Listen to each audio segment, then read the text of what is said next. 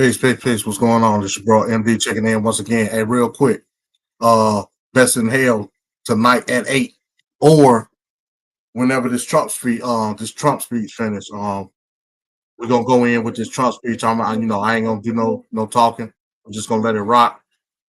And immediately following the Trump speech, we're gonna go directly into the Arena Cinema on another show.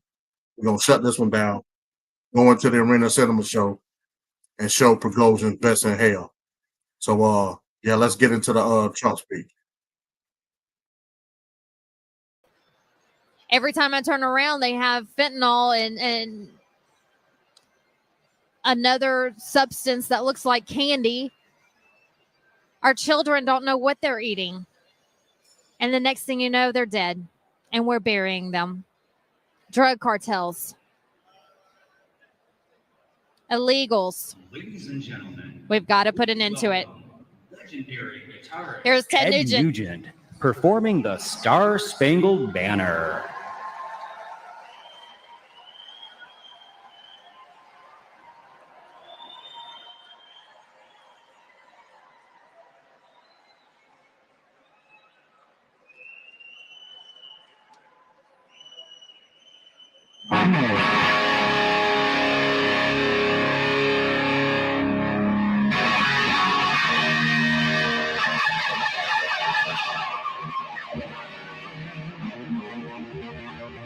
Well, looky here. It's real Michigan. I love real Michigan. God bless you all. My name is Ted Nugent, and I'm a radical. Hi, my name is Ted Nugent. I'm from Detroit. I'm an extremist. You know how extreme I am? I dare to experiment in self-government. Let me guess. Do you know how honored and humbled, inspired, motivated, stimulated I am to be here with real Michigan? I love real Michigan. I love real America. See that flag right there? That's my pride flag right there. That's what that is. I'm so radical. I believe in God, family, country, Constitution, Bill of Rights, 10 Commandments, Golden Rule, Declaration of Independence, that Michigan work ethic that once provided the greatest quality of life in the history of mankind. I love you people.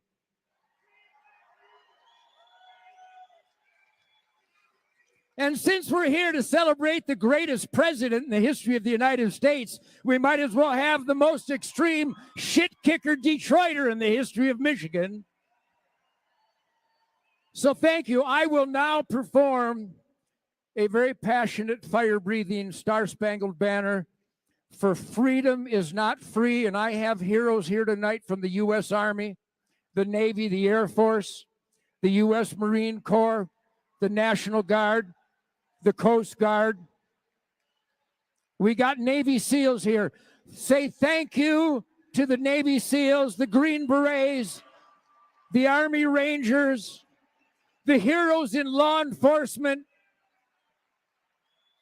And you know who the heroes in the military and law enforcement are? They're the ones that will defy an immoral command.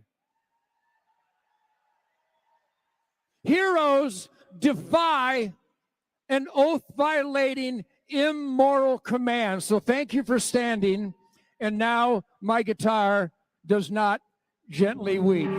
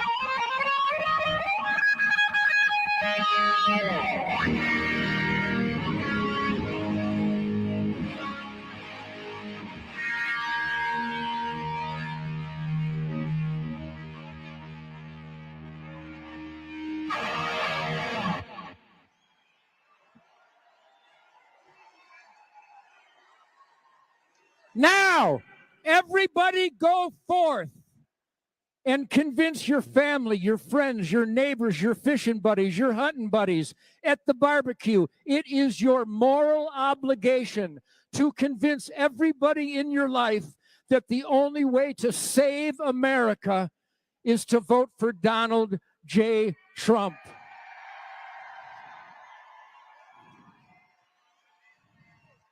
Donald J. Trump is the warrior. He's the man in the arena. And if we cannot convince enough Americans to overwhelmingly support this great man, then we deserve what we get. So raise hell like you mean it. I love real Michigan. Thank you very much.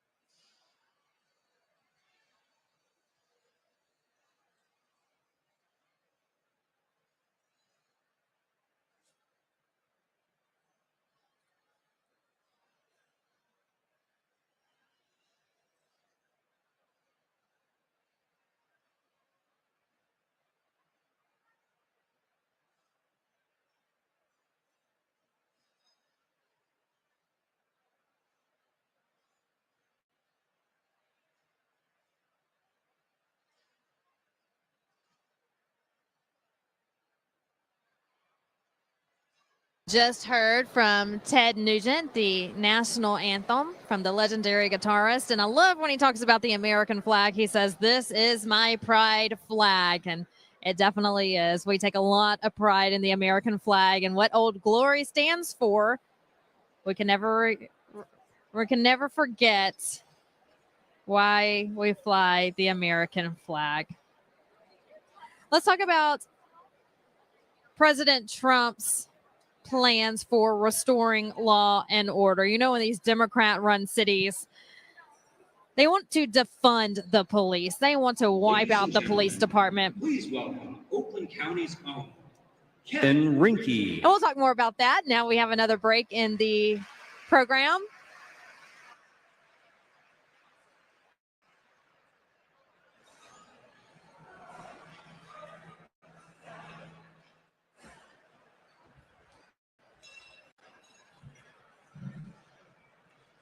Welcome.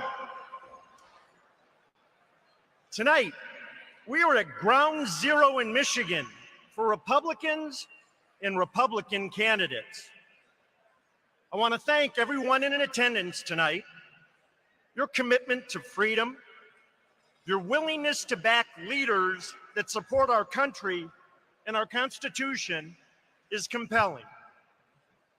Most Americans are not aware that in our world history, the average republic lasted roughly 18 years. America is an exception. We've made it through 247 years thus far.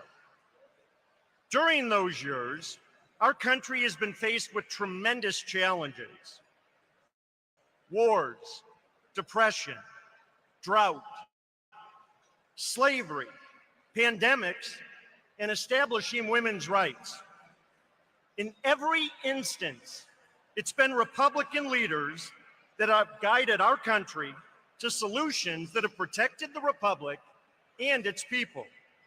You see, Republicans won't back down. As we approach the 2024 election cycle, Republicans in Michigan and America need to decide: should we unite and win, or stay divided and suffer the consequences of 4 more years of far-left agendas that favor world order in woke social environments? I believe the 2024 elections are an opportunity for Republicans to put aside intra-party fighting. We need to consider what it takes to win truthfully versus putting forward candidates that don't have the ability to win or the skill set that delivers for our state and country. Republicans are tough. We are fighters, but so is the left. The real question we need to ask ourselves is, can our party adapt to today's issues? Can our common sense approach attract new friends and faces? Ronald Reagan envisioned our party as a Big Tent. He believed that we should not exclude people because of minor differences. Rather, as he famously stated, the person who agrees with you 80% is an ally, not a 20% traitor. There's another great American who's going to be in the House who expressed it another way in his book, The Art of the Deal. He said both sides need to win to get something from a deal. These 2 examples speak for themselves. They represent winning for you, our party, and our people. When I ran for governor, I thought we needed a business person to manage the business of Michigan. Instead, a divided party allowed the left to re-elect someone who only knows politics. All of us in this room tonight are paying for it now, and our kids will continue to pay for it into the future. In Michigan, I don't believe we should have a declining population. We should not have a failing public school system that continues to move further from literacy and closer to social indoctrination. Michigan should not accept having one of the lowest college retention rates in the country. Even as the press spins it in a different narrative, these realities expand and Michigan suffers. I believe we need to win 2024 or face a very real possibility that our current governor's failures will be rewarded with a promotion to Washington. Look at how another liberal ex-Michigan governor is impacting our state and country today. Can Michigan or America survive another lost decade? Can we accept bad decisions and poor leadership at the highest levels? Do you want to find out? I don't. As I said earlier, Republican citizens and leaders have saved our state in the past, and frankly, we need Republicans to rise to the occasion again.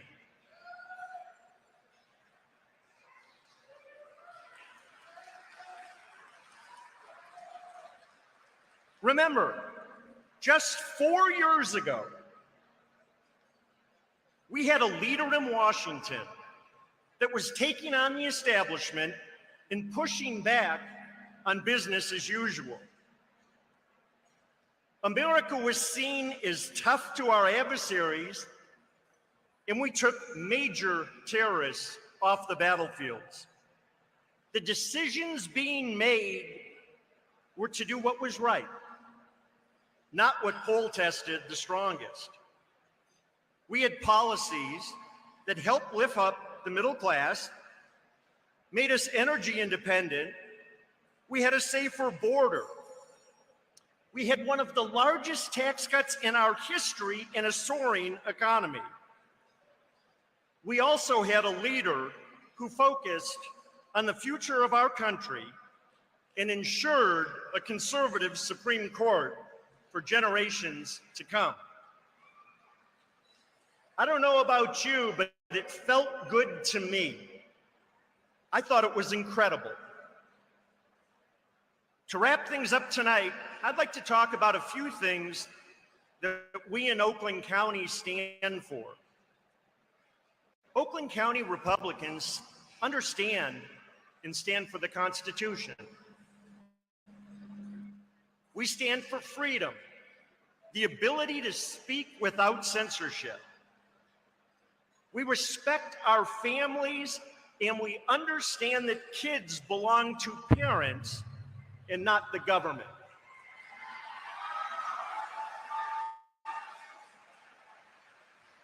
In Oakland County, we recognize that private business and private enterprise are key drivers for our country and our economy. Our party supports minorities and working families. We are not their enemy. There's a shared belief among many of us here tonight that our state and federal government has become too bureaucratic, that our government leaders need to prioritize serving our citizens rather than their own interests. We take inspiration from our past success in Oakland County, knowing that our goal of winning is within our reach. The determination and passion in the room tonight's electrifying. Republicans in Oakland County embody the spirit of freedom and resilience needed to win again in Michigan, as well as nationwide. All of you are fighters who, like me, won't back down. I'm looking forward to seeing you in the coming months on the front lines as we work to make Michigan and America great again. God bless you. God bless Oakland County, and God bless America.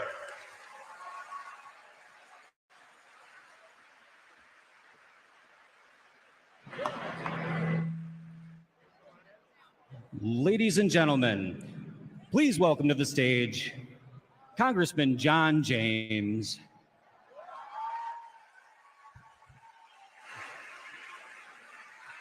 Here he is, John James, folks.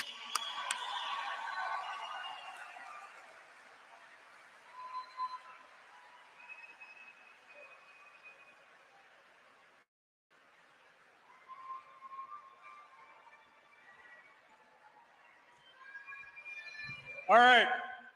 Hey, how's everybody doing tonight? Well, in case you guys are wondering why I'm looking like a middle-aged dad who just left his kid's baseball game, it's true.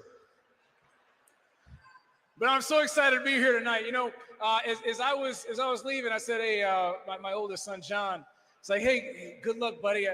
I got to go see some of my friends. And I gave him a little hug and a kiss. He said, good luck on your speech, Daddy. I'll be okay. And I got a note from my wife saying that he led the rally and drove in 2 runs, and he scored a few minutes later. So right now, you're not only looking at an underdressed person, but a very, very proud dad. And I'm so proud to be here with you today. And I'm so proud to be the congressman from Michigan's 10th Congressional District. I'm so proud to say thank you for putting me there. We fought hard in 2018 and fell just short, but you didn't give up. We came back in 2020 and we fought hard and we fell short, but we didn't give up. But by the grace of God and with your help and your donations and your walking in the winter and walking in the summertime, we prevailed in Michigan's 10th Congressional District, and we're going to take our country back one step at a time.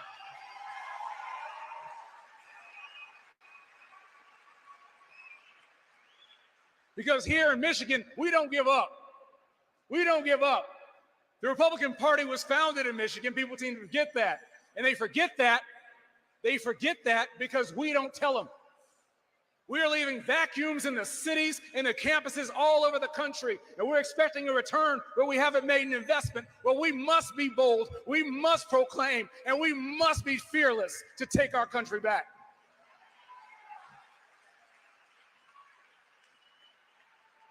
The Republican Party is the party of emancipation. Republicans march down into hostile territory to fight for people who could never say thank you. And I am the walking result of the American dream, just a handful of generations out of slavery. And now I am a 10th Congressional District congressman. Anything is possible in this country, and it's worth fighting for. I'm so glad to be surrounded by patriots just like you who understand that and feel it in their bones and are not willing to take anything less than acceptance of this great country requires sacrifice in order to maintain. GOP is a party of emancipation. Abraham Lincoln was a great emancipator, and we stand on his shoulders, his great legacy. But right now, we are standing with people who, within our own borders, are willing to tear that down. Far left extremists led by the White House, who truly, it seems, want to hurt this country. I don't believe that many people on the left truly believe that our founding documents mean what they say, but we're going to remind them. This Republican majority, this slim Republican majority, is the backstop for freedom. It's the last line of defense, and we have to do everything that we can to protect this country. Me and my colleagues are fighting for a few important issues, namely the Americans' Confidence in Elections Act.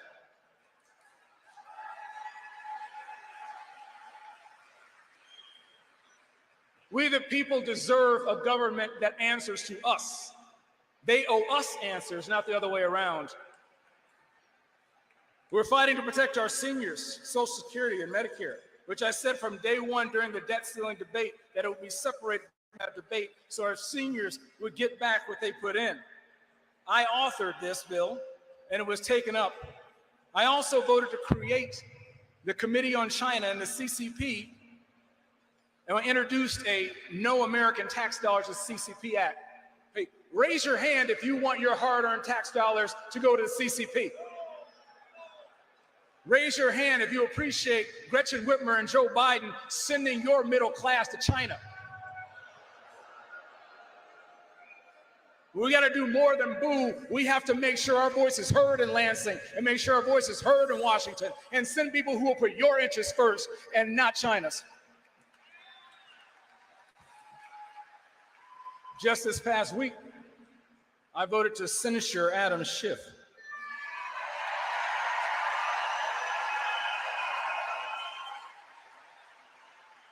possibly the greatest example of why nobody trusts Congress. I also introduced a bill to expand the Trump-era opportunity zones championed by Senator Tim Scott and President Trump.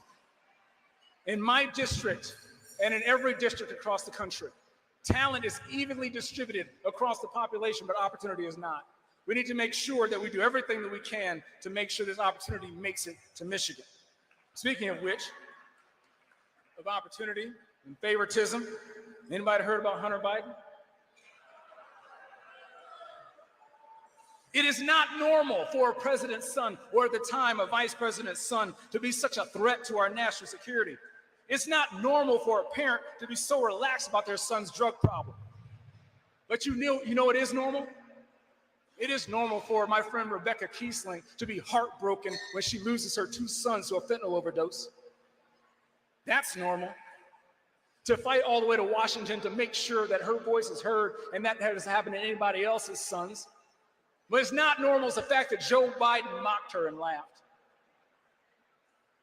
You know, come to think of it, the media and the coastal elites sold us and I a whole idea that Joe Biden was a return to normalcy. Even Biden himself promised us a return to normalcy in March 2021. Normal.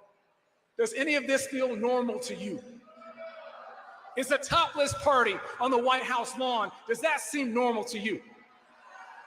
Is inflationary curve so steep that families in my district are forced to cut their milk with water for their babies? Does that seem normal to you? Is the administration so afraid of our #1 adversary, the CCP, that our own Secretary of State can't even say we support a Taiwanese ally? Does that seem normal to you? Is it normal to watch the fall of Afghanistan and 13 of our heroic service members who lost their lives at the hands of the feeble leadership, and we surrendered billions and billions of dollars in weapons to the Taliban? Does that sound normal to you?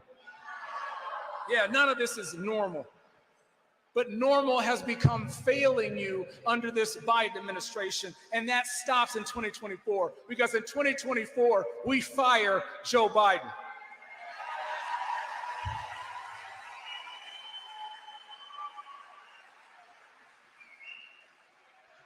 We are here because we believe in America, but most importantly, we believe in each other. We're not going to let backbiting lead to the backsliding of this nation.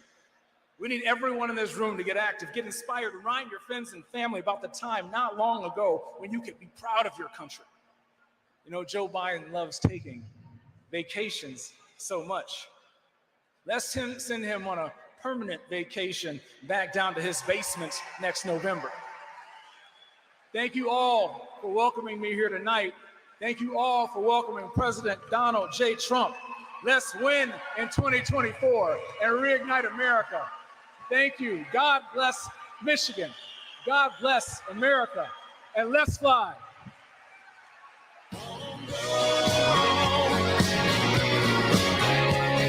Ladies and gentlemen, please welcome to the stage Chairman R. Vance Patrick.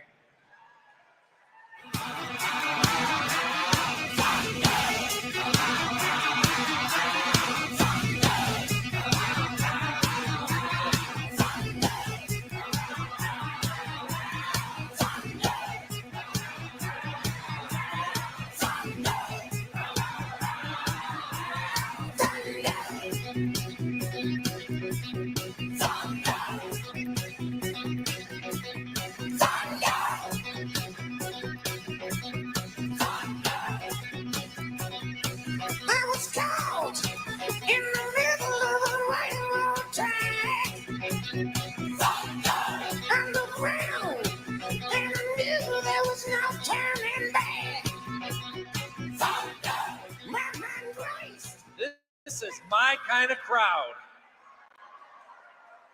I can't say enough about my team that's put this together. Amber Harris, Terry Nawamapu. We have busted Brian Berman, Brian Schmecke. We're the first person. Amber's the first person I talk to every morning and the last person I talk to every night.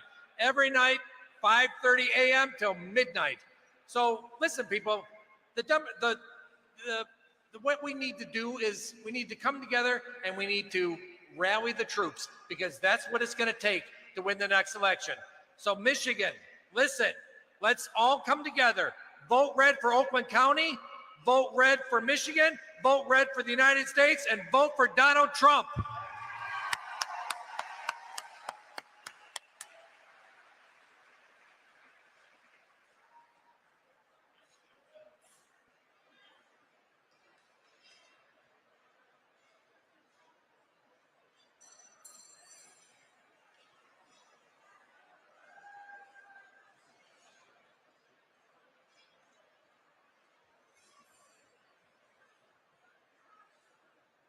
It's a high school prom, it's a Springsteen song, it's a ride in a Chevrolet.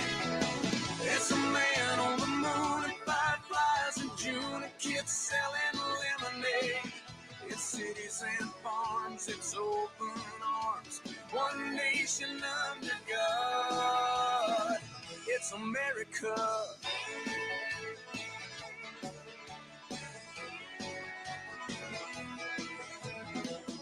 Later on when I got home, I flipped the TV on. I saw a little town that some big twister tore apart. People came from miles around just to help their neighbors out. I was thinking to myself, I'm so glad that I live in America. It's a high school prom, it's a Springsteen song, it's a ride in a Chevrolet. It's a man on the moon and fireflies in June, and kids selling lemonade. It's cities and farms, it's open arms, one nation under God. It's America.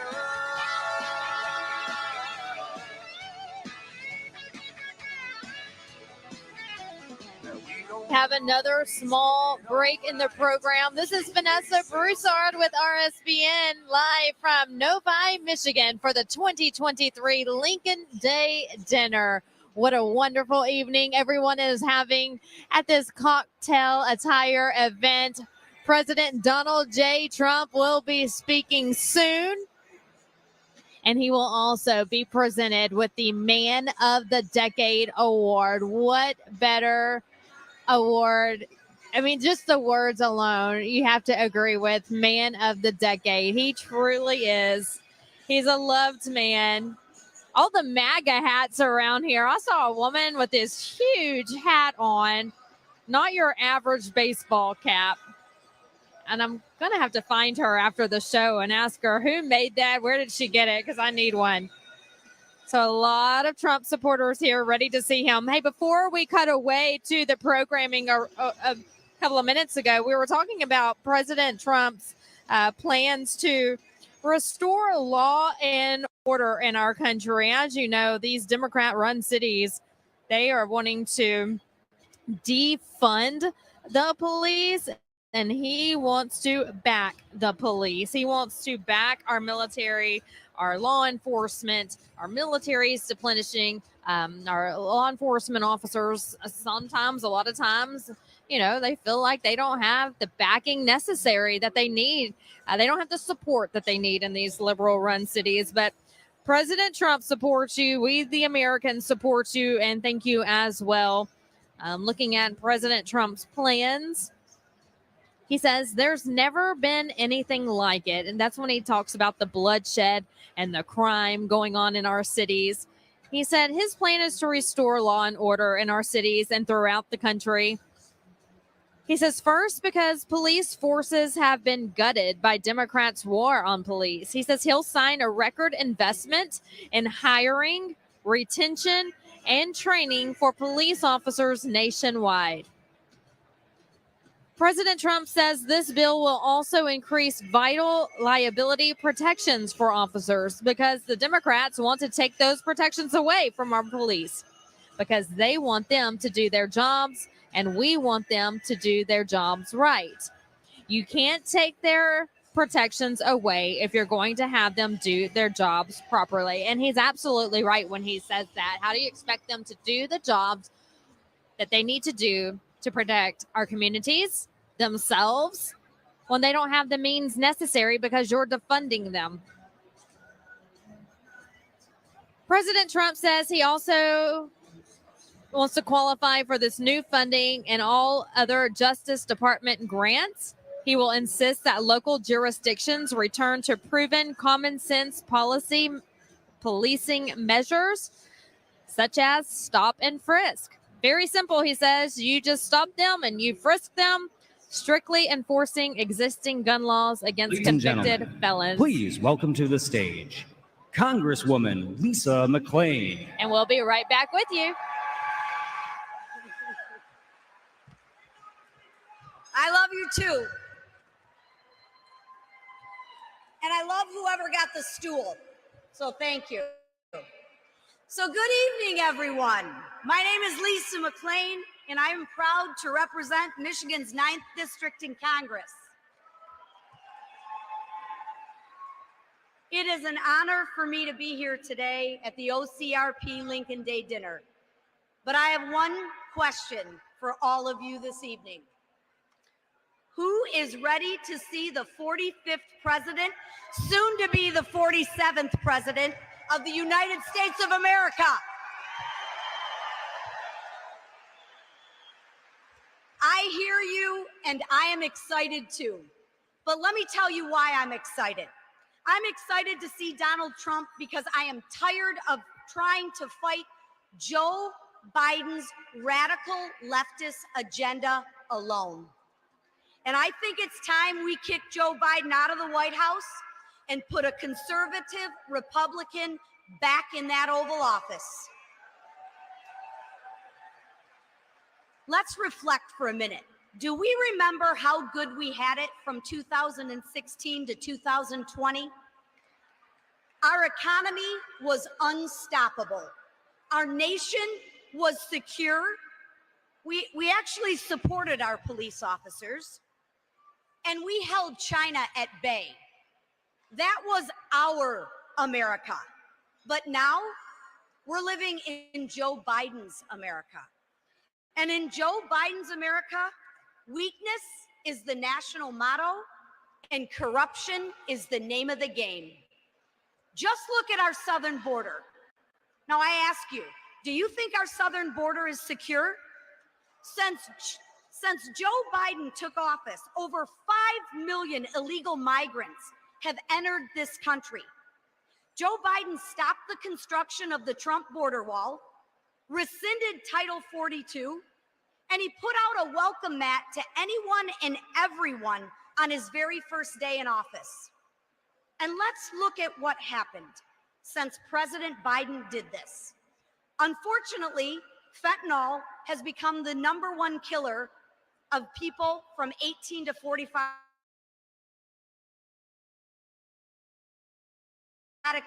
And innocent lives have been taken at the hands of criminals that don't belong in our United States. It is absolutely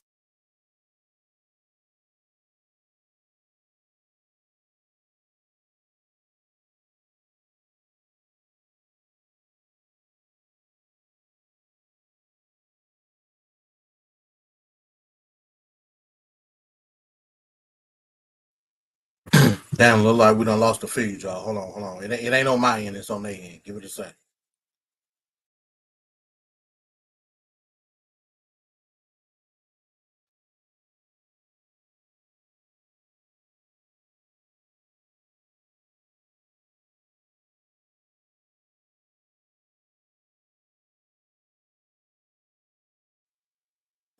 Look like they lost power off in there. Worse, this is probably the most secure place in America right now. Maybe just some lighting issues.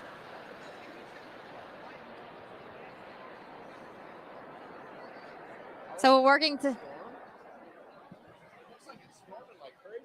Okay, so now they're telling us we have bad weather outside.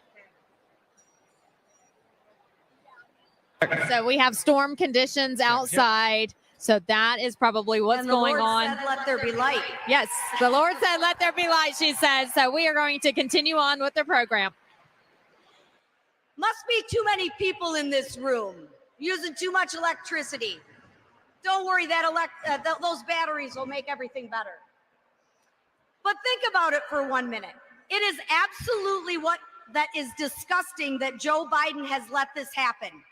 And let's be clear, Joe Biden is to blame for the problem at the border. Let's not forget who's running the show at the border. It's not the so-called border czar, Kamala Harris. She can't find the border with both hands. It's DHS Secretary Mayorkas. He is a complete and utter embarrassment to this country. He has failed to secure the border, and he actually has the audacity to blame Republicans for not doing anything about it. Well, Mr. Secretary, we can do something about it, and we will do something about it. We can actually impeach you. And that's exactly what I called for on the House floor just a few weeks ago, because too many lives have been lost not to take action. And let's be honest, if President Trump were in the White House, he would have taken action. In fact, if President Trump was in the White House, we'd have never been in this situation to begin with, because he had you safe and secure. But let's take a look at our economy. Joe Biden has spent trillions and trillions of your tax dollars on his woke agenda. And the only thing that has come from it is record high inflation. You're still paying more for gas, you're still paying more for groceries, and you're paying more for everything because Joe Biden decided to recklessly spend your money with a stroke of his pen. But Joe Biden hasn't stopped at tanking our economy. He's tanked our foreign policy too. Right now, as we speak, China is moving aggressively towards us, economically, militarily, and educationally. The president has been weak on China since his first day he took office. I can give you about 5 million reasons why. As a member of the Oversight Committee, I can tell you that our investigation has proven that the Biden family, including Hunter Biden, has received millions upon millions from China in a scheme to make them rich. And they have weaponized the DOJ to cover their tracks. But that's unfortunately not the worst of it.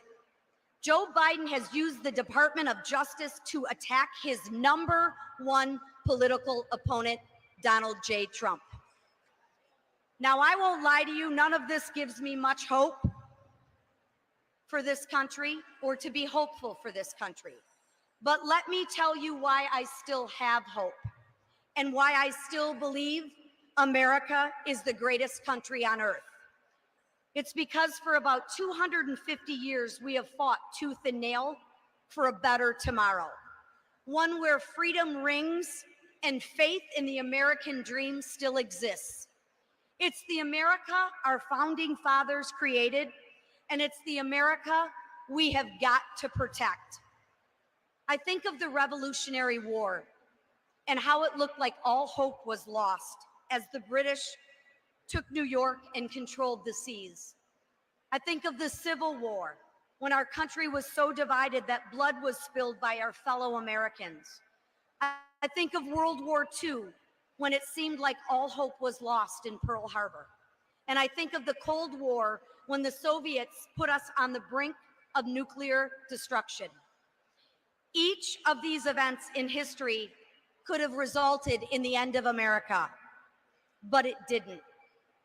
And it didn't because there was one thing that kept us going through each of these difficult times. One thing, and that was our leaders and their leadership. The leadership of George Washington gave us together. The leadership of Dwight D. Eisenhower led to the end of the Great War, and the leadership of Ronald Reagan ended the Cold War and tore down the Berlin Wall. These leaders were decisive, and they did not waver. They believed in America and had hope for the future. They took action and they did what was best for our country. Today, what we need is that kind of leadership again. The current president cannot lead. He never has. He flip-flops on positions, lies, blames everyone but himself for his failures, and let me tell you, he has a lot of failures.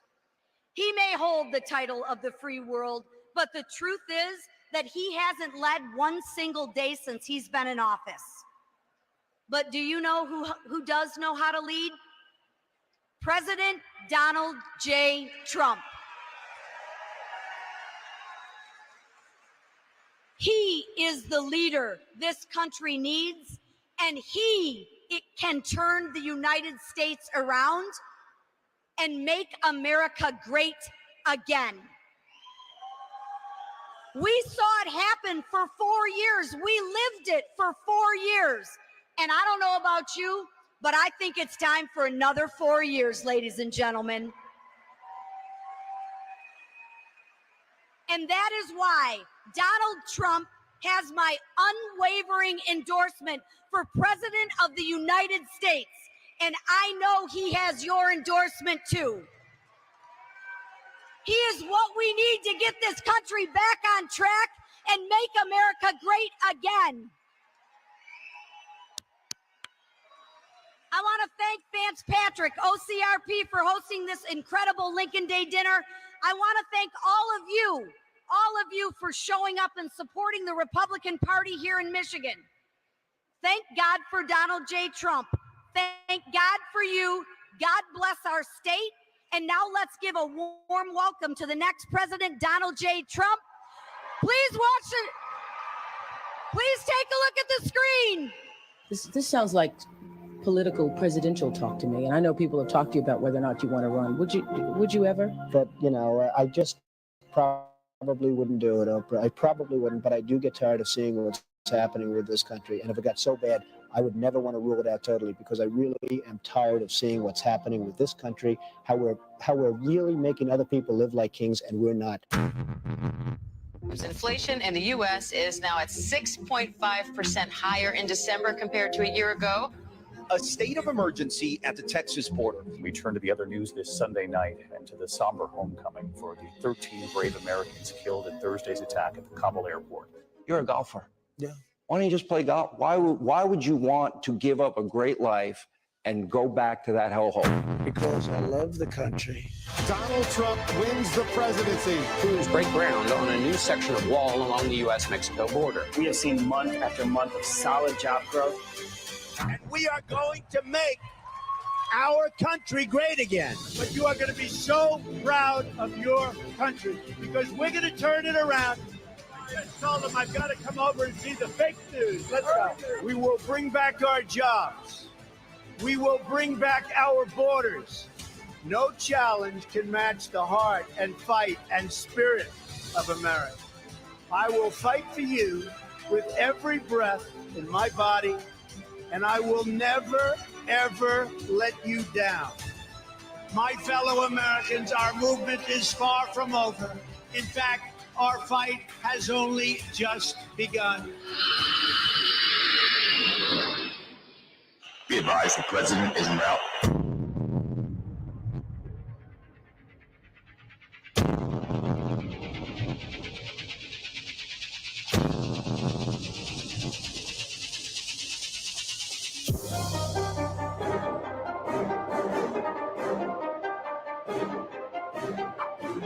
Ladies and gentlemen, please welcome the next president of the United States, President Donald J.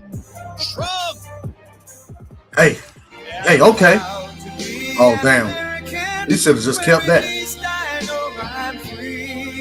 And I won't forget the men who died, who gave that right to me. And I gladly stand up next to you and defend her still today. 'Cause there ain't no doubt I love this land. God bless the USA.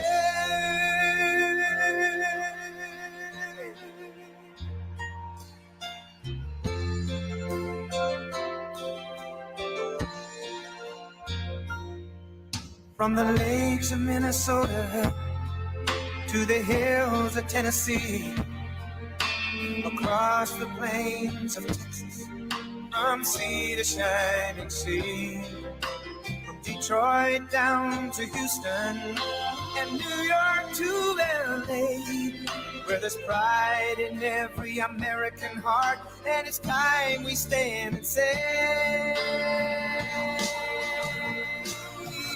that I'm proud to be an American, where at least I know I'm free. And I won't forget the men who died, who gave that right to me. And I gladly stand up next to you and defend her still today. 'Cause there ain't no doubt I love this land. God bless the USA.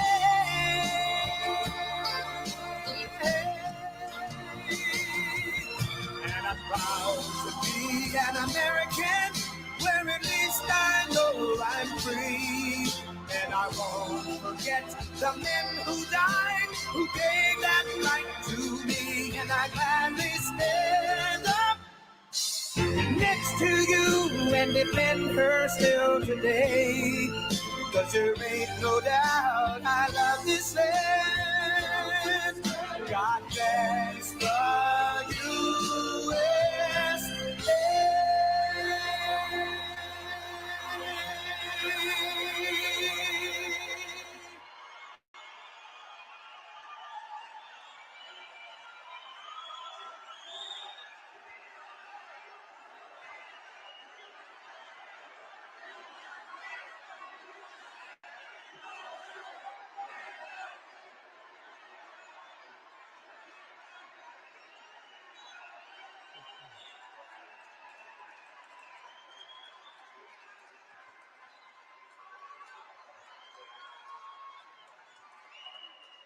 Thank you very much, Lisa. It's great to be back in Michigan. We love Michigan with the amazing Patriots of Oakland County.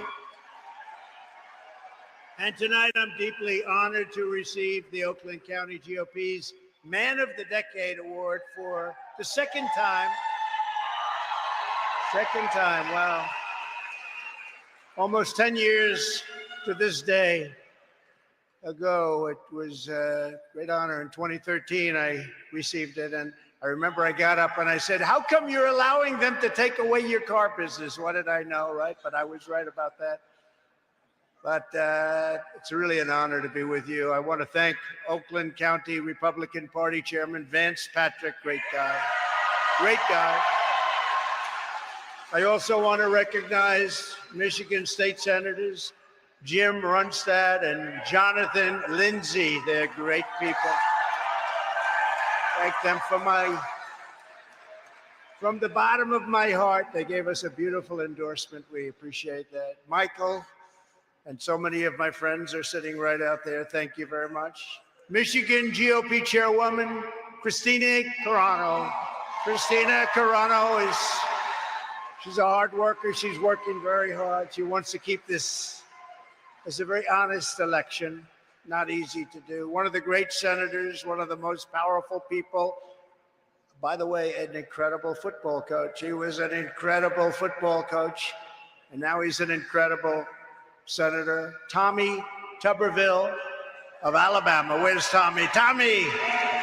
He's an incredible man. Thank you. And they love him in Alabama. They love him all over the country. Somebody that really put up a good fight, fought very, very hard for Governor Tudor Dixon. Where's Tudor? She's a terrific person, and she fought hard. A friend of all of ours and a very well-known person in Michigan. He's a great restaurateur, Mark Zarkin. Thank you very much, Mark. It was a fantastic job. The food is very good, Mark. We could use him in a lot of our cities all over the country.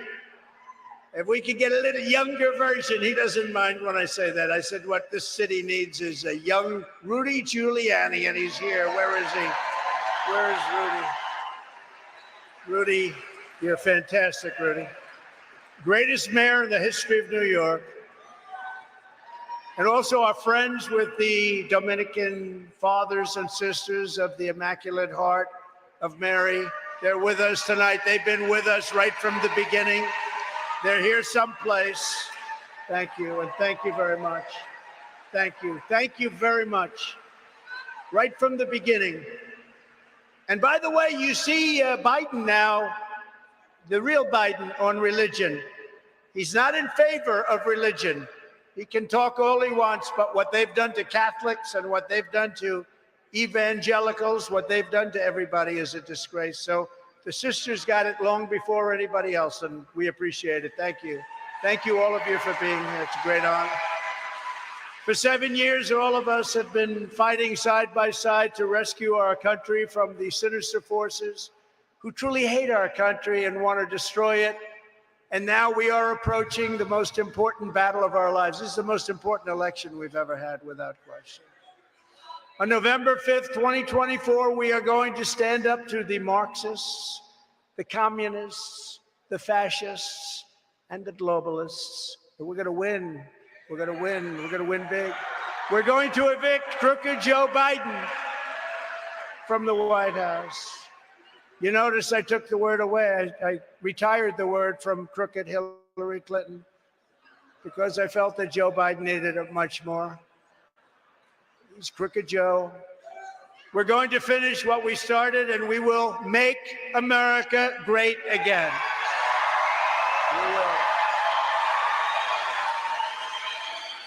For decades, the globalist vultures in Washington viciously betrayed Michigan workers and families like nobody can even believe. And they threw open our borders, plundering your factories and shipping your jobs to foreign lands, sometimes to lands that you've never even heard of. Michigan lost nearly 40% of all manufacturing jobs, everything after the NAFTA catastrophe and China's entrance into the World Trade Organization. Yeah, sit down, everybody. Yeah, sit down. I'm excited to be here also. Sit down. We'll be with you for a little while. Sit down and enjoy it. I think everybody, great. Great. I'm very honored by the fact you stand, but you sit down. Thank you. But after years of cruel sellouts by past leaders, you finally got a president who put Michigan first and put America first. It took a long time. And just as I promised, I saved the U.S. auto industry from total destruction.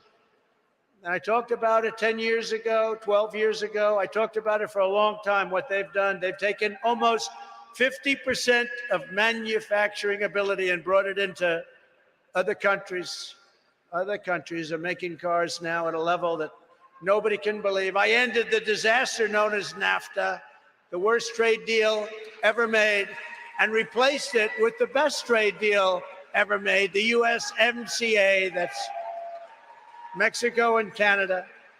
The USMCA is creating tens of thousands of jobs in the United States, and it's just been amazing the way it's worked. In fact, the jobs are so strong here that Mexico and Canada want to renegotiate the deal. Isn't that nice?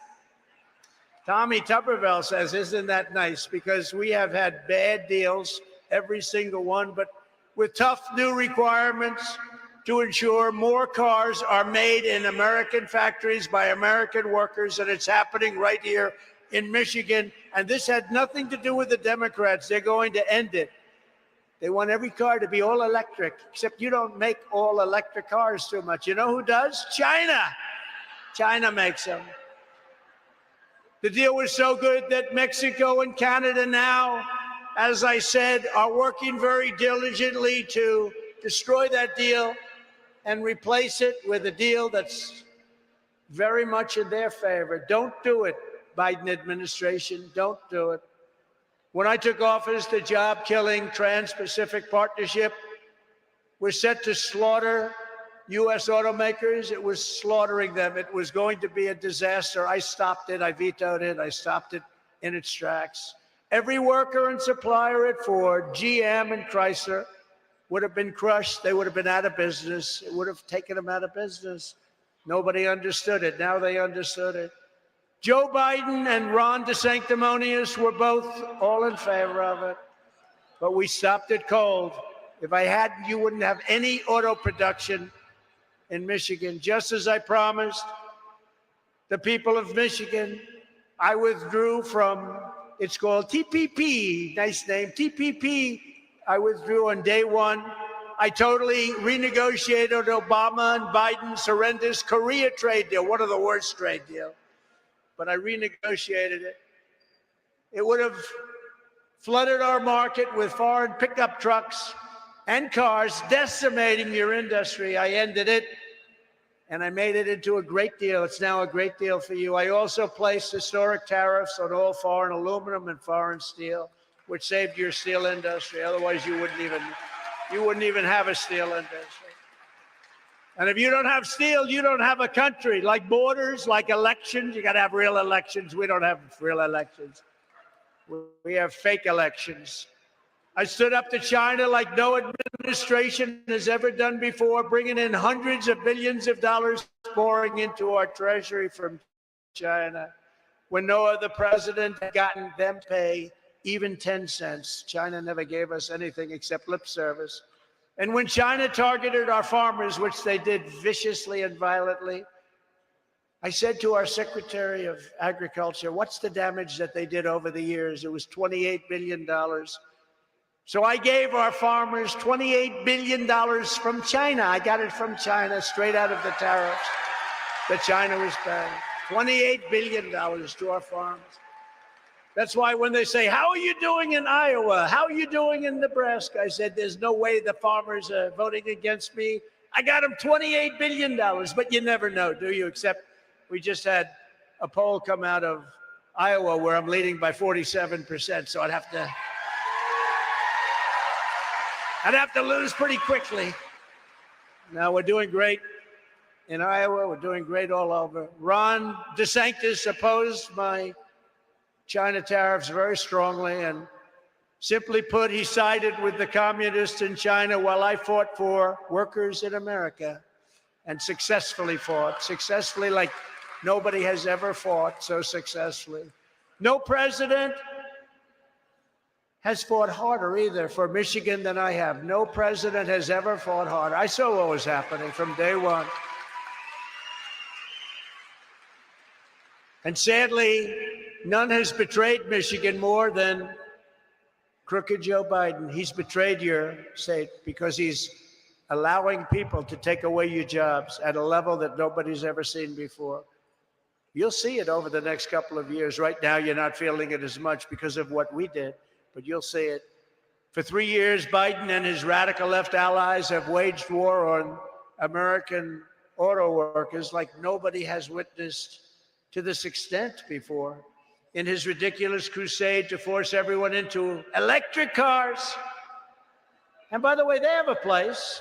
Right now, they're selling at about 5%. They have a place. They want them to sell at 100%. But we don't have the goods to make them. You know who has the goods? China has the goods. China has the countries and controls the countries with what they need for the batteries. But you know, we have more than anybody else, including Saudi Arabia and Russia. We have liquid gold right under our feet. Biden has doubled the CAFE standards, costing automakers an estimated $200 billion, and that number is going up, and sending car prices skyrocketing and killing thousands and thousands of U.S. auto jobs. In addition to which you can't produce because you can't get the chips, and you can't have, your supply chain is a disaster. The whole country is a mess. Biden is a catastrophe for Michigan, and his environmental extremism is heartless and disloyal and horrible for the American worker, and you're starting to see it.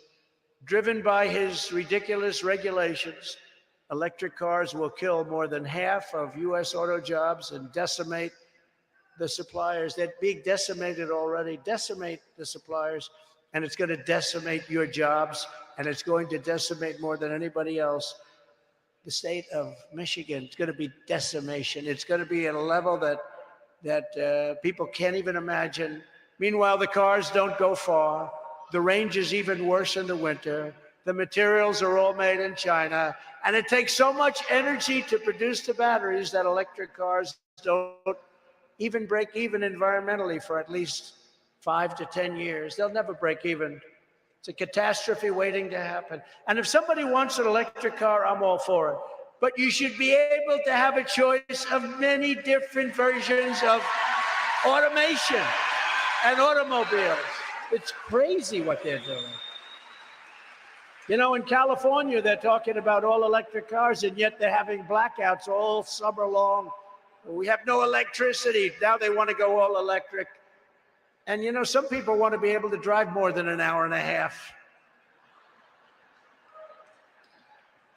The governor of your state is now giving away hundreds and hundreds and hundreds of millions of dollars of Michigan taxpayer money to Chinese companies, and one in particular called Grosjean, to build batteries in Michigan. Now, it sounds good, but the money's going to Chinese companies.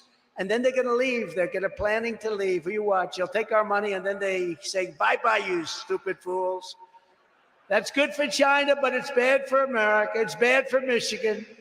And it's very bad for the unions. You know, I'm somebody that gets along with the unions. Actually, the top people are so in love with Democrats because they go to parties together and all. But the people that are in the union, they love me. You know, when I approved the Keystone Pipeline, I met the pipeline workers, and they were all for me.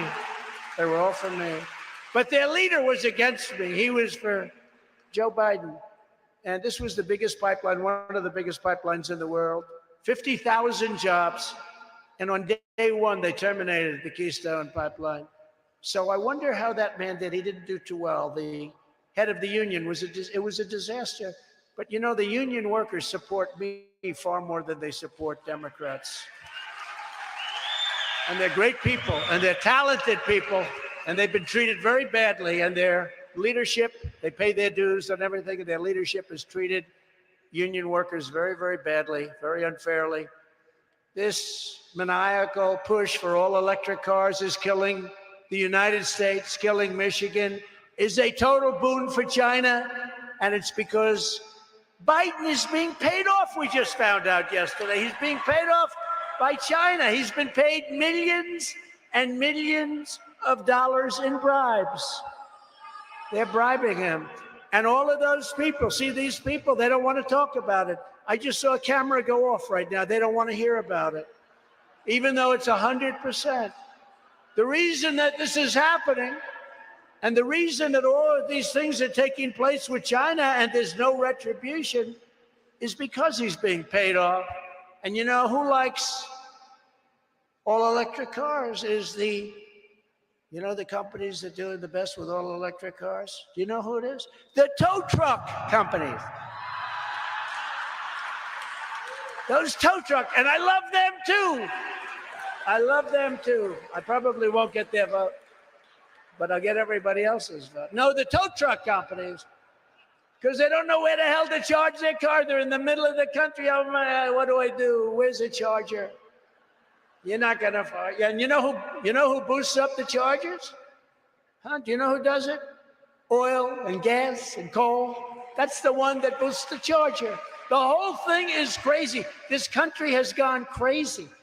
You know, I said recently at a speech, I thought it was quite clever. So far, nobody's really mentioned it, because if I'm clever, they don't like talking about it. Although we've been getting quite good reviews. We did a good one last night, got a lot of good reviews. And the polls are the reviews because we're leading by so much. But, you know, I said the other day, we're like April Fool's Day. Everything's the opposite. They want open borders so that people can flood our country. They come from insane asylums. They come from mental institutions. They come from prisons. They come from all sorts of places. We don't even know who they are. We don't even know what countries they're coming from.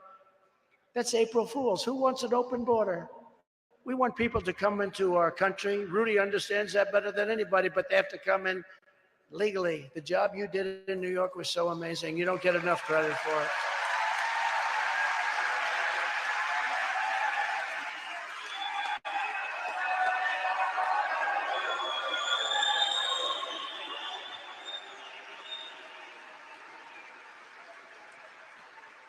They want high.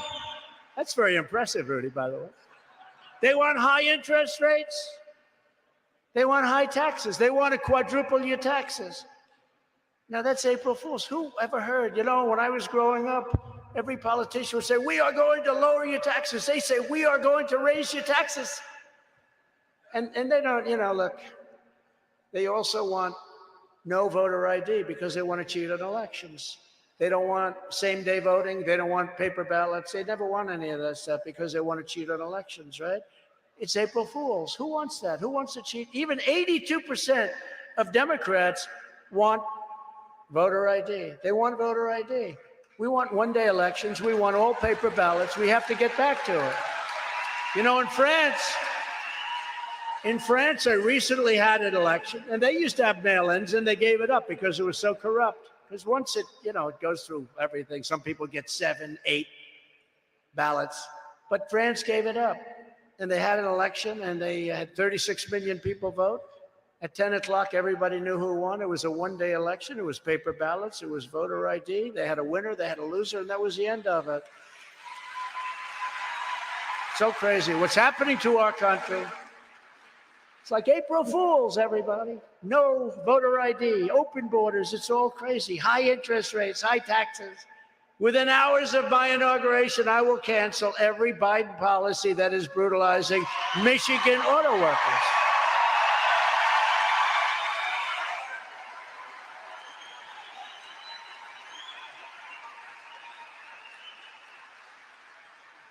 You know, it's amazing. When I was in the White House, I'd meet with a lot of the heads of the unions, and they loved me.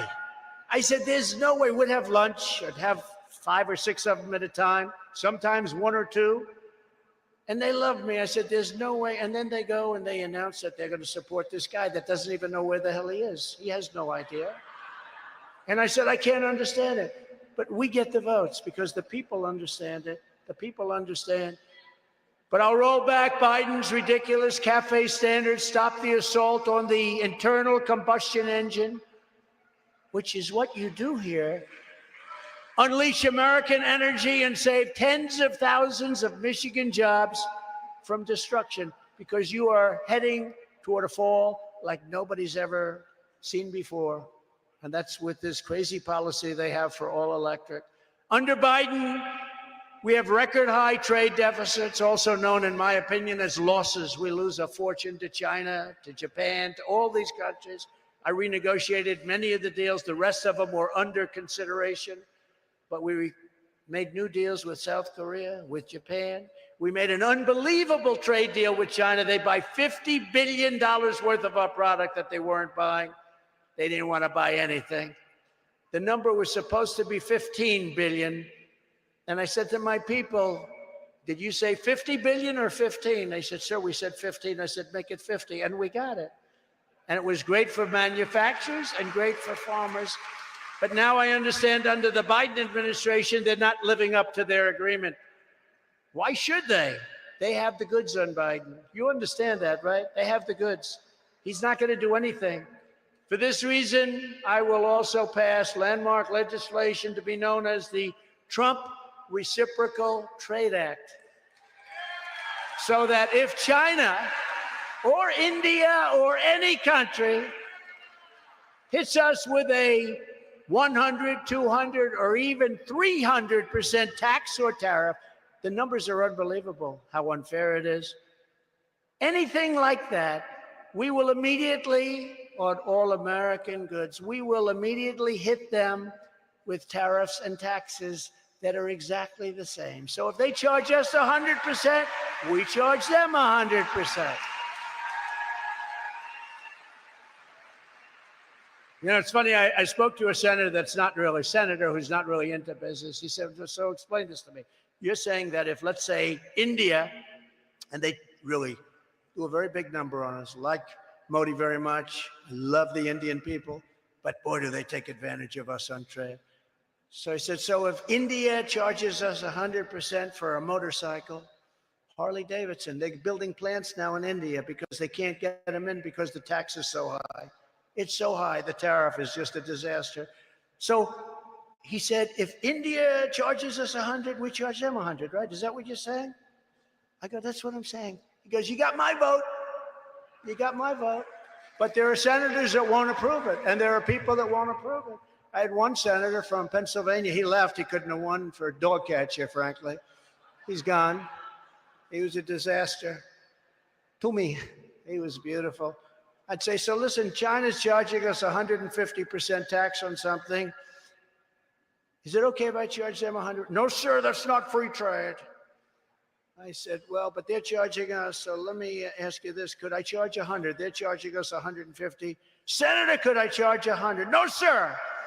We want free and fair trade, sir. I said, this is not free and fair. This is, could I charge him 50? No, sir, you couldn't. Could I charge him 25 or even 10%? Like beggars. Could I be a beggar? She give us, you charge us 150, we're going to charge you 10%. I was just doing it just to find out. He said, no, sir, it's not free and fair trade. Well, he's out of office now, Tommy, because he was stupid. He was stupid. He was horrible. That guy was horrible. He fought me on every damn thing. I would not give him an endorsement. I wouldn't give him, our endorsement goes to 98, 99%. Lisa got my endorsement, I can tell you that. 99%. When we endorse, close to 99% of the people that we endorse win. I wouldn't endorse him, and he decided to retire. I've decided to leave office now. No, these people, I don't know where the hell you find them, Tommy Tuberville. I don't know how you find them. Just out of curiosity, if China's charging us 100%, can we charge them 100%, Tommy Tuberville? Yes, we got one vote. That's why they love him in Alabama. But it's no wonder the swamp is getting truly desperate as they see us leading very big in the polls. I'm leading very, very big in the polls. In this week's just came out Big Village poll, we lead the field by 41 points. Very nice. 56 to 15 for DeSanctimonious. He's doing good. He's falling like a rock. People are getting to know him. They know he's got no personality. Got to have a little personality. Not much, but a little. And we're leading big. In a recent CBS poll, which does not like me, we have 61%, and the Republicans are down to 11 or 12 or something. And in the new Harvard-Harris poll, doesn't love me. We're up by 45 points, leading 45 points, and it's been really amazing. In New Hampshire, we have a 47% lead over DeSanctimonious. The reason I call him that is he was dead in the water, couldn't have gotten elected. He came begging for my endorsement. I gave him the endorsement. He won. Then they said, would you run against the president? He said, I have no comment. I said, that means he's running. This guy, we get him elected. Then he says, yes, I'd run. I don't know. They say loyalty doesn't matter in this business. What do you think, Rudy? I think loyalty matters a lot. I think it matters a lot. But we're leading Biden by a lot. In that same Harvard-Harris poll, Trump leads Biden 45 to 39. All other Republican candidates are losing to Biden, which is hard to believe, to be honest with you. This young man right here sitting in the front is about 12 years old. He should be leading by 40 or 50 points. Anybody should be leading. It's horrible. Look, it was a rigged election. That's the only way they can win. These incredible poll numbers are one of the main reasons the Marxist left is weaponizing the criminal justice system to try and stop us. If I wasn't running, or if I was doing badly in the polls, all of this investigation bullshit would stop immediately. Stop immediately.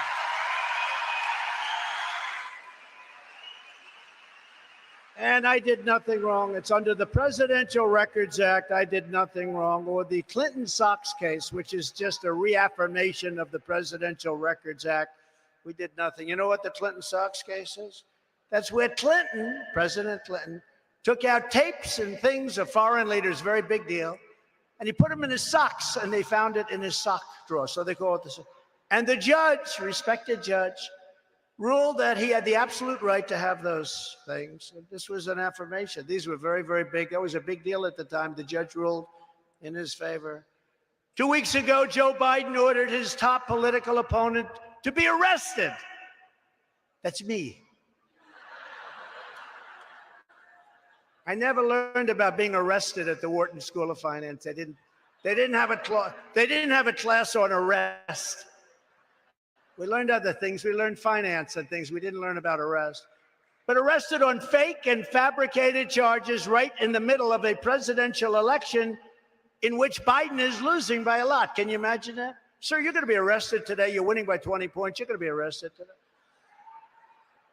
This is a continuation of the greatest witch hunt of all time, which began as I came down with our great future, then future First Lady, who people love.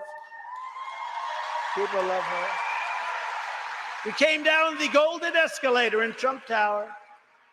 Its primary purpose is a thing called election interference, but we will not let that happen. They did it in 2020. They're not doing it again. We're not going to allow it to happen.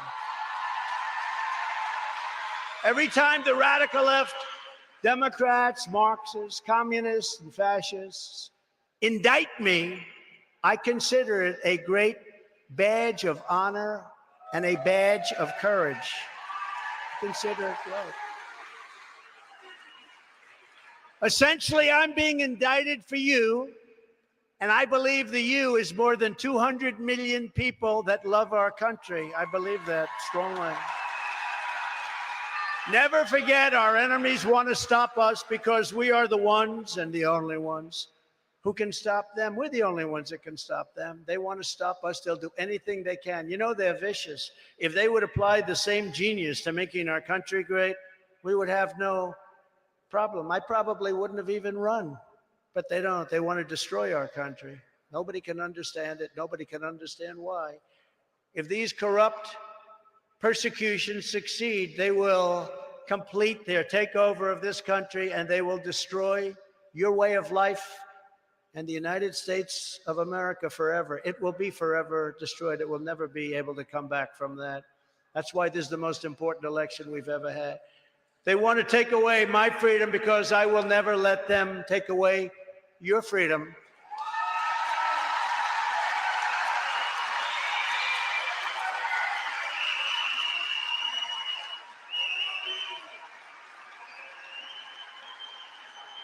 Thank you.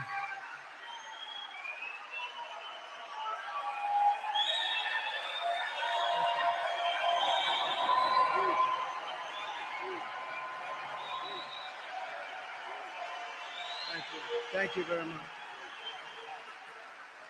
Thank you very much. Thank you very much. And I had such a nice life before. I had the greatest life. But you know what?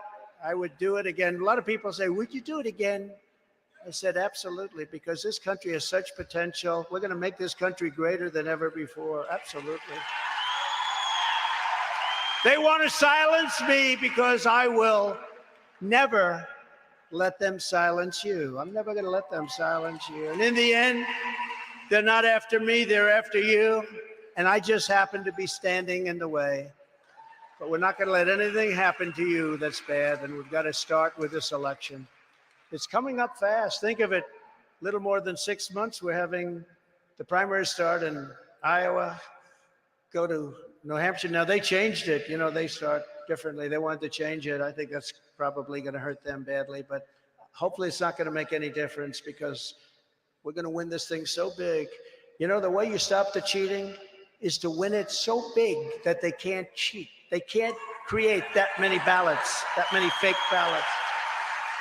That's the way you really stop it. That will make our elections fair again. Joe Biden is the most corrupt president in the history of our country, and there's no doubt about that.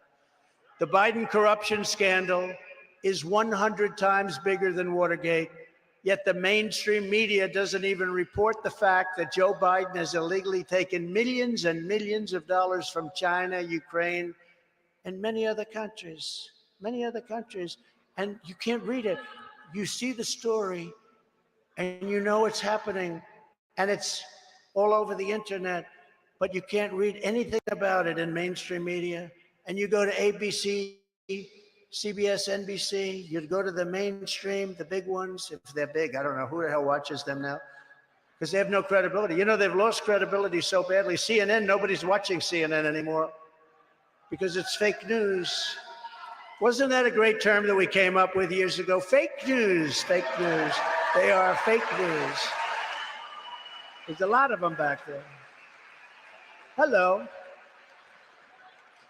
But Joe Biden is compromised. Can you believe that it was just announced? This is, to me, one of the hardest of all. That military installations are currently being built in Cuba, just 90 miles off our coast. And Biden isn't doing anything about it. He's not saying he can't, because they've been paying him off, and they know how they've been paying him off. They will reveal that, and that'll be the end of his presidency. I think even the fake news won't be able to cover that one up, but maybe they can. But he's basically said, okay. He's saying nothing. He said, okay. What that means for our great Cuban population in Miami, where we won incredibly. And by the way, I don't know if you know this or not, Tommy, but I got more than 1 million votes more in Florida than DeSanctimonious got. Nobody wants to talk about that. More than 1 million votes more. But what it means for our great Cuban population in Miami, Florida, and the rest of the United States is that they will never see Cuba again. It's gone. When China occupies Cuba, the Cuban Americans who love Cuba, they want to go back. They want to be there. They want to be with their loved ones. They want to be there. They're never going to be able to go back. We had it where they were ready to make a deal. It was going to be open. That's why I got the Bay of Pigs Award recently. They gave me the Bay of Pigs because nobody's done more for opening up Cuba to our great people. That whole thing was ending. And now China goes in. Now China goes in, and Biden doesn't even say anything about it. So I guess he's not going to do too well with the Miami vote, the Cuban vote, the Venezuelan vote. Unless they get back in which case I will inform China that they have 48 hours to get any military and spy equipment out of Cuba, or we will drop the hammer, and there will be tariffs and taxes unlike anything they've ever seen. And they paid hundreds of billions of dollars while I was president. That's why they didn't want me as president. Those tariffs are killing us, sir. I said, you've been killing us for 30 years. Biden wants to do nothing because he can't do it. Together in 4 incredible years under our administration, we delivered the largest tax cuts and regulatory cuts. Our regulations, I think it was bigger even and more important, Rudy, than the tax cuts. It created the greatest economy in history. We built the greatest economy in history. And a lot of it was the regulation cuts and the tax cuts.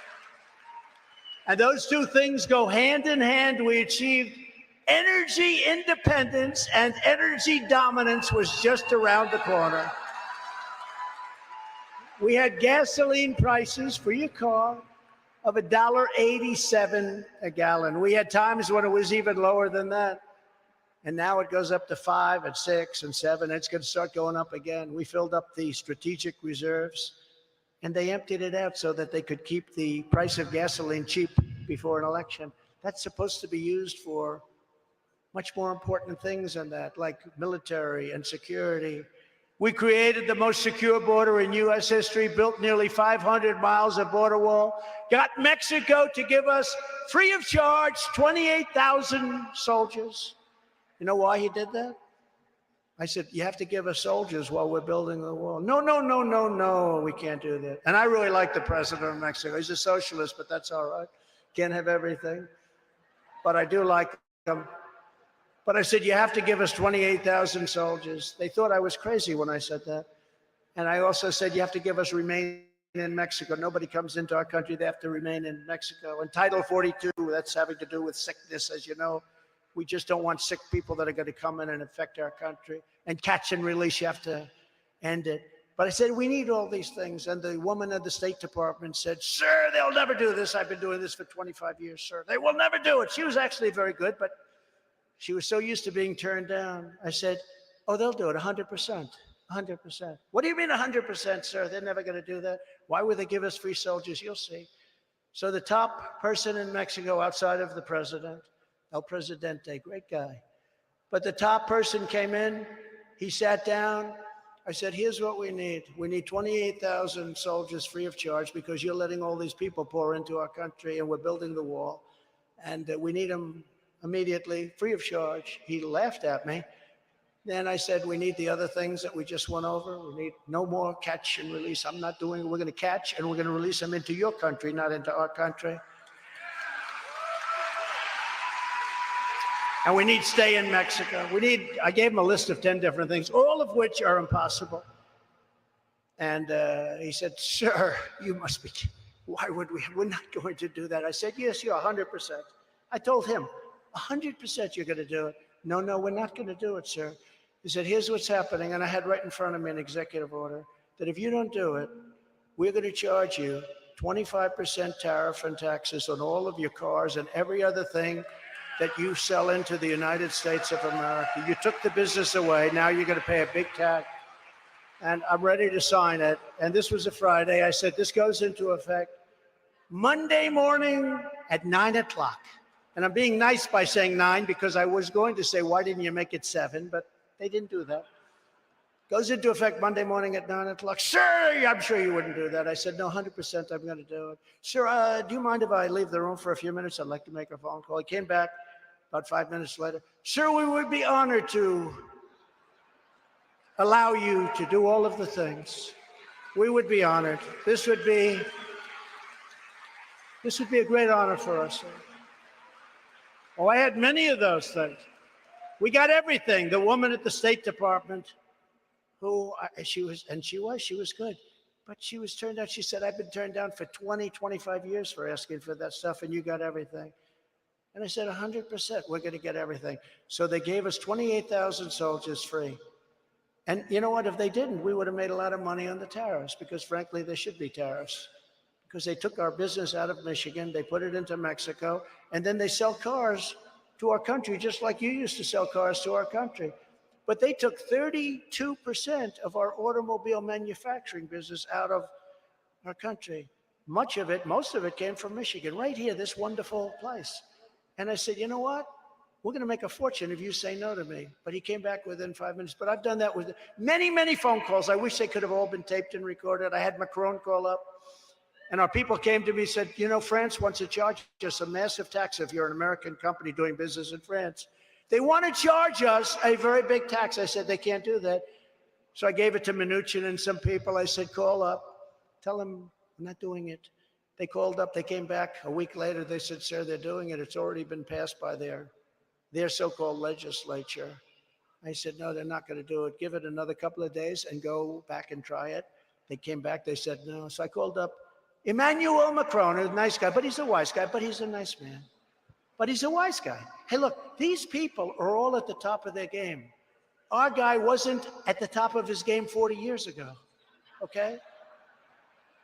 But these people, Macron, and say what you want, President Xi, they said the fake news, is President Xi a smart man? I said, no, he's a brilliant man. He controls 1.4 billion people with an iron fist. How dare he say he's brilliant? You're not allowed to say that. You're not allowed to say it. But I said to Macron, I said, let me call him. Emmanuel, how are you? It's nice to talk to you. Emmanuel, here's the story. I understand you're going to charge American business. Oh, yes, Donald. I am. I was going to charge American business, yes. And we've been doing this for a long time. Yes, we have decided to charge American businesses a tax. The tax is like 25%. And I don't want that to happen. That's unfair. We don't charge them. I said, well, I don't want you to do it, Emmanuel. But Donald, we have to. It's already been passed, and we will be signing legislation next week. I said, here's the story, Emmanuel. If you charge us that tax, I will charge you 100% taxes and tariffs on all wine and champagne coming into the United States. And that starts tomorrow morning at 7 o'clock. I got this out. No, he said, you cannot do that. That is very unfair. Can you believe it? That's unfair. They can charge us with this is the way, because they've been dealing with stupid people for 40 years. These deals are the stupidest deals. NAFTA is the stupidest deal I've ever said. Everyone said there's no way he can get that terminated. And a new deal, I got it terminated from great people in the Senate and great people in the House. We got it terminated because you had to have it terminated in the House and the Senate. We got it terminated. I signed the termination and I replaced it with USMCA. But I said, no, Emmanuel, I'm sorry. He said, may I call you back? I said, you may. How long will it take you to call me back? Oh, it will be a short, about 4 minutes later, I get a call. He goes, Donald, we have decided that we will not put the tax on American companies. That was it. That was it. Let me give you the bad news. The bad news is now they're putting it on under the Biden administration. And I guarantee you, Joe Biden's not calling up saying, Emmanuel, what are you doing? No, he wants to go to sleep and just relax. We appointed nearly 300 federal judges and 3 great Supreme Court justices. I rebuilt our United States military. We created Space Force, which is a big deal. First time in 78 years, Air Force was before. First time in 78 years since Air Force. Defeated ISIS, 100% of ISIS. And I brought our troops back home where they belong. I imposed the most powerful travel ban to keep radical Islamic terrorists out of our country. It took a lot of heat, remember that? And you know, if you think, I don't like to talk about it, but if you think for 4 years we didn't have a problem, did we, huh? But we have a lot of bad people coming into our country now. I was the first president in 70 years who didn't start a war. I didn't start a war. Everybody said, beautiful Hillary Clinton. You know, I don't call her crooked anymore, so I have a new name, Beautiful. She's a beautiful person. Beautiful Hillary. She's a beautiful woman. She said, he is going to start a war. Listen to him, his personality. I said, no, my personality will stop a war.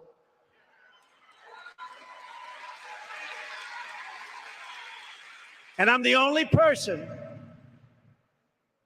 that can say this. I will stop World War III, and we're very close to having World War III. But all of that was only the beginning. Here are some of the rather bold agenda items that I will immediately implement when we become the 47th President of the United States. Before I even arrive at the Oval Office, shortly after I win the presidency, I will have the war between Russia and Ukraine settled. I'll do it in 24 hours. It's not tough to do. That's easy compared to a lot of things. To stop the Marxist prosecutors who release rapists and murderers all over our country while persecuting conservatives, including me, by the way, have you noticed? I will direct a completely overhauled DOJ and investigate every radical district attorney and attorney general in America for their illegal, racist, and reverse enforcement of the law.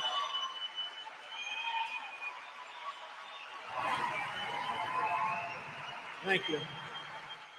I will immediately terminate every open borders policy of the Biden administration. You can come in to our country, but you have to come in legally. We want you to come in, but you have to come in legally.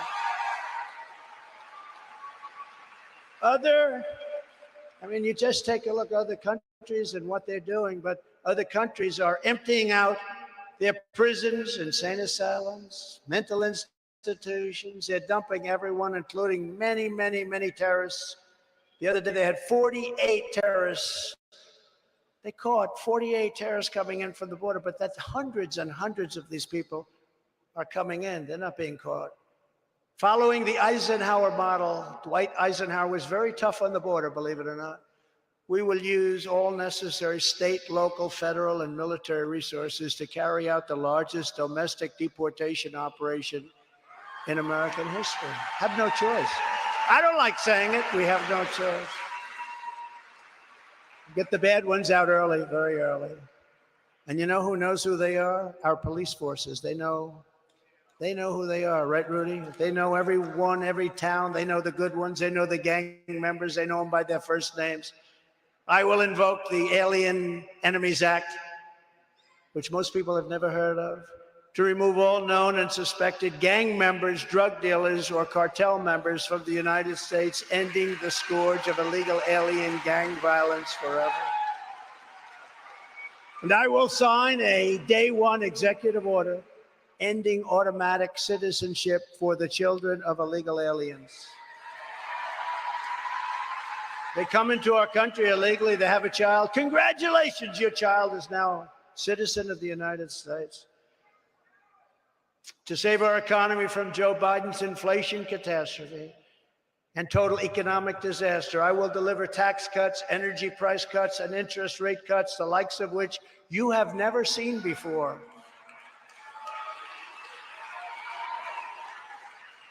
You know, we were ready to do that, and then we got hit with the COVID as a gift from China. We were doing so well. We were making so much money with the oil and gas, with the drilling. And I was using that money, just like Saudi Arabia makes a fortune. We have more than Saudi Arabia and Russia combined. We were doing numbers that nobody had ever seen before. We were ready to start taking those numbers, giving a tax reduction. I gave the biggest in history. I was going to give it even bigger to middle income people. We were going to give it even bigger. We were going to do that. And then we were going to start paying down our $32 billion at the time national debt. We were going to make so much money, and then COVID came in, and we had to change a lot of plans because that was a disaster. A gift from China, another gift from China. But unlike Ron DeSanctimonious, who voted to gut Medicare and gut Social Security, and even voted to raise the retirement age to 70, which was a big raise. He wanted to do it. He voted 3 times to do that. He wanted to gut Social Security, and he was going to terminate or do very bad things to Medicare. And then he's supposed to get elected? You can't get elected when you do that because the people deserve that. They worked for that. We can't take that away. There are many other things we can do, including oil and gas, where we build up our numbers. There are many, many other things we can do. We're not going to play around with Social Security, and we're not going to play around with Medicare, Medicaid. I will always protect Medicare and Social Security for our great seniors. I will always protect them. I will immediately sign a new executive order to cut federal funding for any school pushing critical race theory, transgender insanity, and other inappropriate racial, sexual, or political content onto the lives of our children.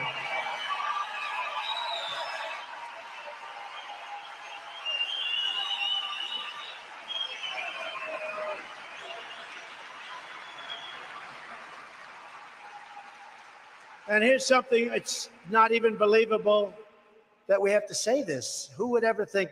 Only a sick country can think this way. I will keep men out of women's sports.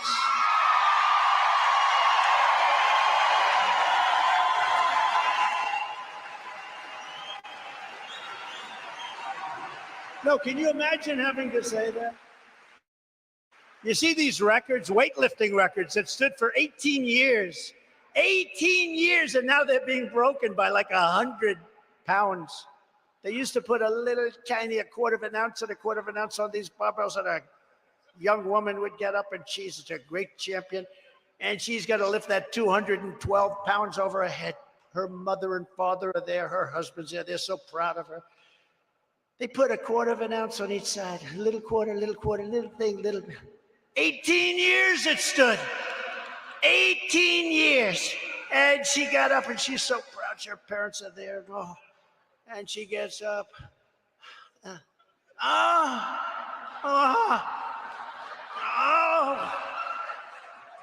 Mom, Dad, I can't do it. I can't.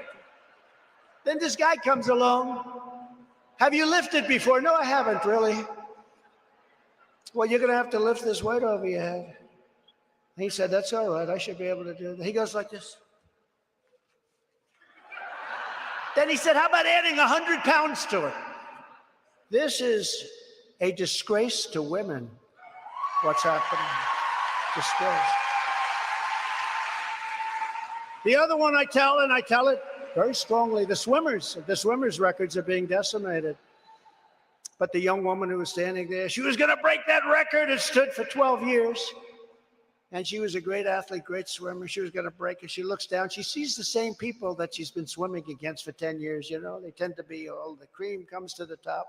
She looks over. She sees the 4 people on her left. She looks over. She sees 5 people. And then she looks up. Whoa, that guy's big. Whoa. Man, I never saw her before.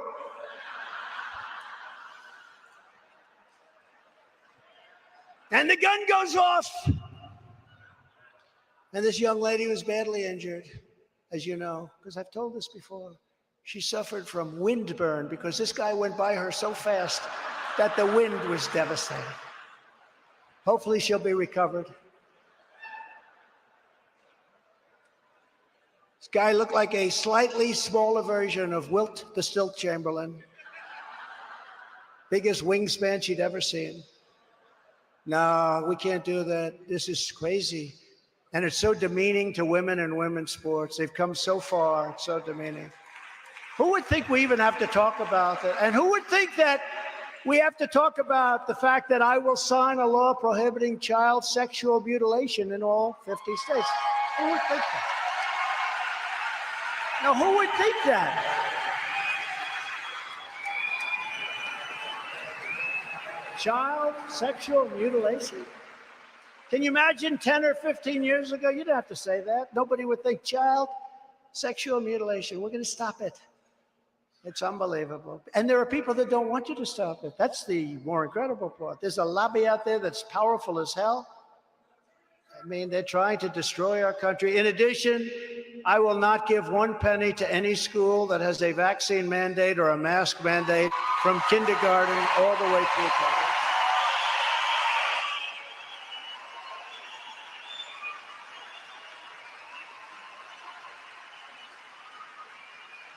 As I announced this month, to continue my long record of standing up to Big Pharma, I will establish a special presidential commission, which I had before we were doing so well. Big Pharma hated me. You know how you can tell? Take a look at how much money they gave me and take a look at how much money they gave to the Democrats.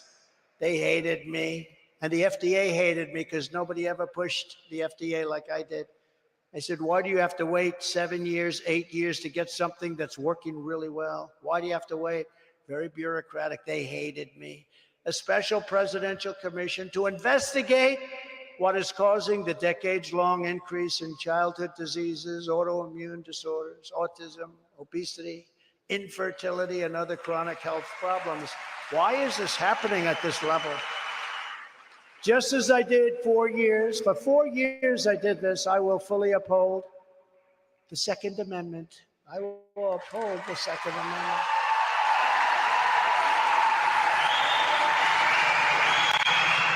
I've had support from every gun group. And that hasn't been that easy. That hasn't been that easy. There's a big lobby against, but I held so strong. Sometimes it wasn't the easiest thing. I will fully uphold and protect your Second Amendment. I will defend innocent life. Nobody did what I've done for innocent life. Nobody even came close. I will bring back free speech in America. And that is what we must do to restore our country to greatness. The USA is a mess. It's a total mess. Our economy is crashing. Inflation is out of control. China, Russia, Iran, and North Korea have formed together in a menacing and destructive coalition. Not even believable that Russia and China would be together. They're natural enemies because of their land. They're natural. Joe Biden and Obama pushed them together. No reason for it. Amazing that it happened, but now they're together, and it is menacing. Our currency is crashing and will soon no longer be the world standard, which will be the greatest defeat that we've had in 200 years. If that happens, we become a complete third world nation. And if you look at our airports today and you look at all of the problems we have at the border and with our elections, we are indeed a third world nation. But I won't let these things happen with me, not even a chance. Just like Russia, as I said, would never, ever have even thought about going into Ukraine. And I talked about Putin. He understood the consequences, and China would not have even given a thought about raiding Taiwan, and that's right now all they think about. If you took the 5 worst presidents in the history of the United States and added them up, they would not have done near the destruction to our country as Joe Biden and the Biden administration have done. They wouldn't have. We are a failing nation. We are a nation in decline. And now these radical left lunatics want to interfere with our elections by using law enforcement. It's totally corrupt. and we will never let it happen. This is the final battle. With you at my side, we will demolish the deep state. We will expel the warmongers from our government. We will drive out the globalists. We will cast out the communists, Marxists, and fascists. And we will throw off the sick political class that hates our country. We will rout the fake news media, and we will direct from these villains once and for all.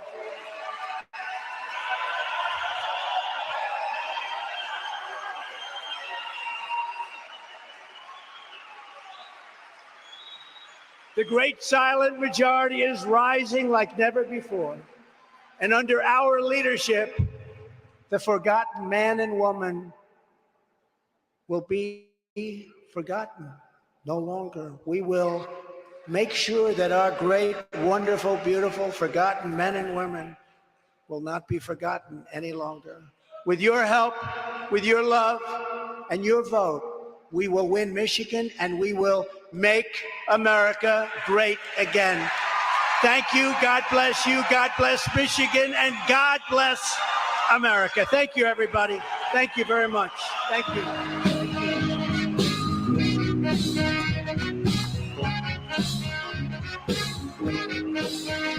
Don't you ever be sad. Read on me in times of bad. When the day comes and you are down.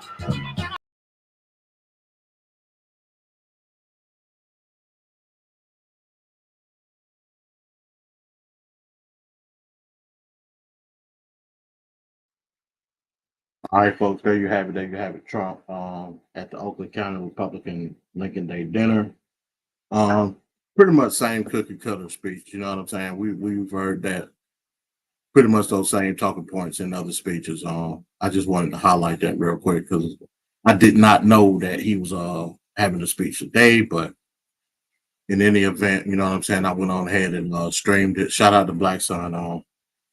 I guess he's busy at the time, but in a few minutes we are going to do Best in Hell. We're going to start off with that. I got to run to the store real quick and come back. By the time I get back, I set everything up and we'll go ahead and get started with Best in Hell around 8:15. So jump right back into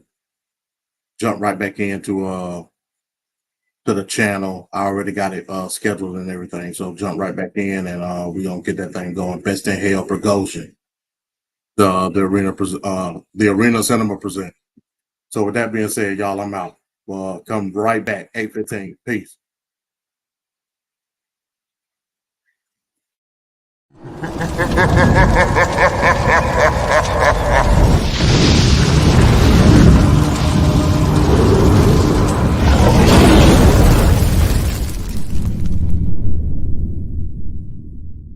The Arena of Six.